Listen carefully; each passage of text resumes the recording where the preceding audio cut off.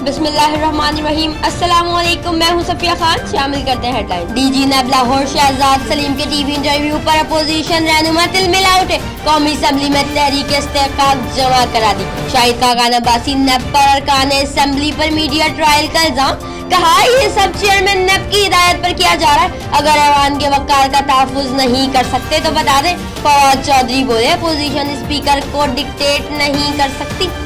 नेब के हाथ बड़ा खजाना लग गया। लाहौर में ग्रेड 16 के अफसर के घर पर छापा मारकर 36 करोड़ बरामद कर लिए गए। 10 करोड़ की पाकिस्तानी करेंसी, 17 करोड़ के बॉन्ड्स, गैर मुल्की करेंसी भी शामिल। मुलजिम के असासों में 10-10 करोड़ के 3 बंगलों का भी इंकशाफ। मुलजिम ने रकम मुबैना करप्शन से कमाई, नायब हुक्काम का दावा।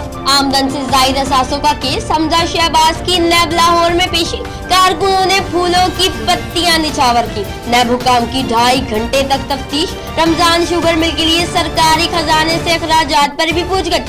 सलमान शहबाज बैरून मुल्क होने के बाइस पेश ना हो सके। फयाजुल हसन चौहान बोले हमजा शहबाज ऐसे पेश हुए जैसे कश्मीर पता करके आए हों। MQM ने फारूक सत्तार को आउट कर दिया। राब्ता कमेटी ने फारूक सत्तार की बुनियादी रुकनियत मुअत्तल कर दी। दूसरे वनडे में शाहीनों की पोजीशन मुस्तहकम। न्यूजीलैंड से मुसलसल 12 शिकस्तों के बाद फतह की जानिब पेशकदमी।